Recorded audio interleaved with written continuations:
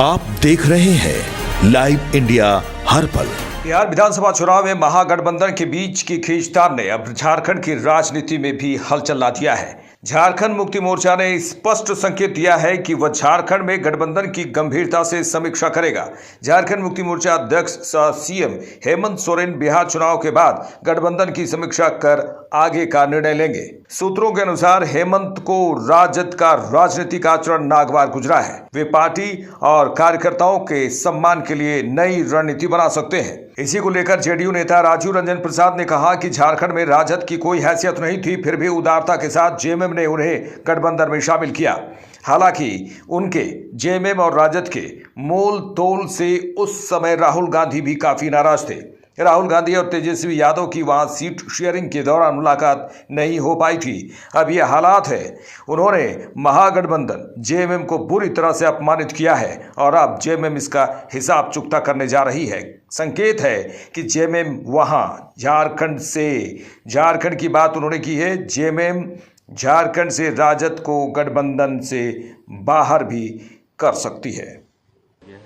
देखिए, निसंदेह देखिए, झारखंड में राजद की कोई वक़्त नहीं है, कोई हैसियत नहीं थी, फिर भी उदारता के साथ जेएमएम ने उनको गठबंधन में शामिल किया।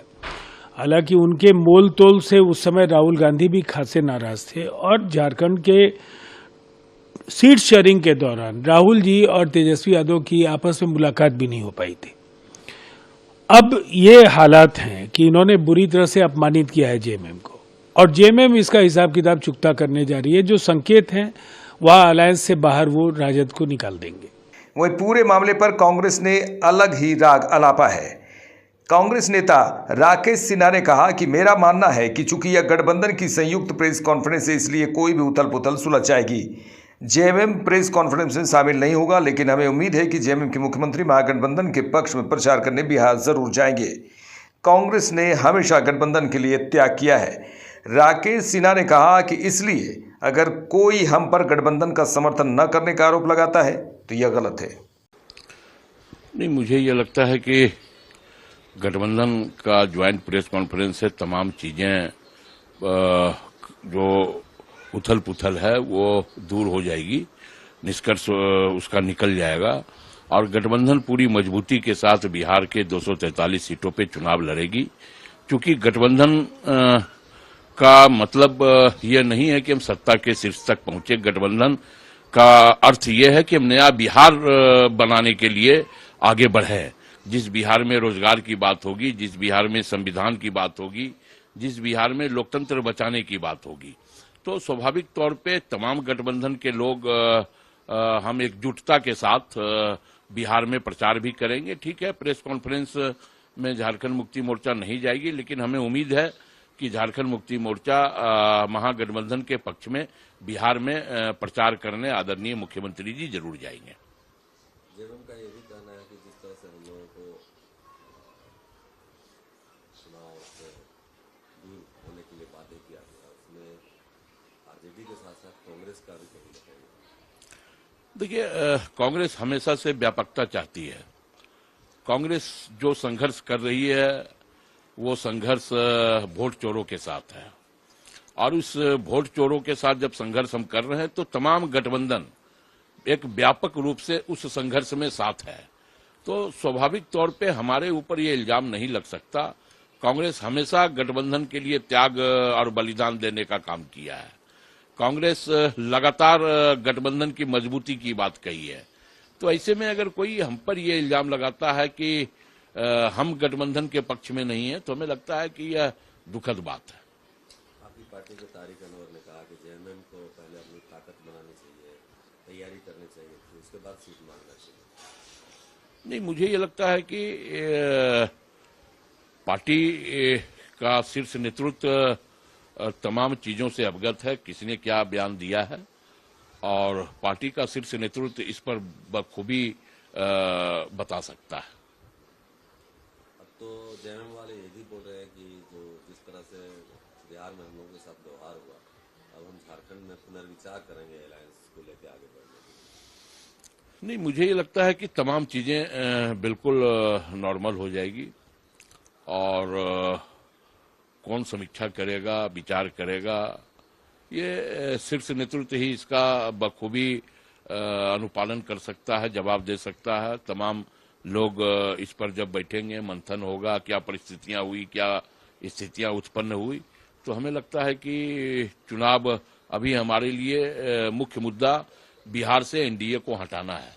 और इसके लिए तमाम गठबंधन के लोग, जो भी इंडिया अलायंस के फोल्डर में हैं, तमाम लोग एकजुट होकर के बिहार से एनडीए के कुनबा को साफ करने में लगेंगे। कई सीटों पर ऐसा नजर आ रहा है कि इंडिया गठबंधन के लोग एक दूसरे से ही फाइट कर रहे हैं। नहीं, आज हमें लगता है कि तमाम चीजें, तमाम धुंध जो है आज वो दूर हो जाएगी प्रेस कॉन्फ्रेंस के बाद। निर्दलीय सांसद पप्पू यादव, उन्होंने कहा है कि नीतीश कुमार और एनडीए में सब कुछ ठीक नहीं चल रहा है, चुनाव बाद नीतीश कुमार को किनारे कर दिया जाएगा। ये तो चुनाव के बाद नहीं, बल्कि मुझे ये लगता है कि ये तो अमित शाह जी के उस बयान से ही साफ पता चल गया, जिस बयान में देश के गृह मंत्री ने यह कह दिया कि बिहार चुनाव के बाद विधायक तय करेंगे कि मुख्यमंत्री का चेहरा कौन होगा। इसके पहले जब जब बिहार में चुनाव हुए हैं, एनडीए भारतीय जनता पार्टी ने नीतीश कुमार का चेहरा मान करके चुनाव लड़ने का काम किया है।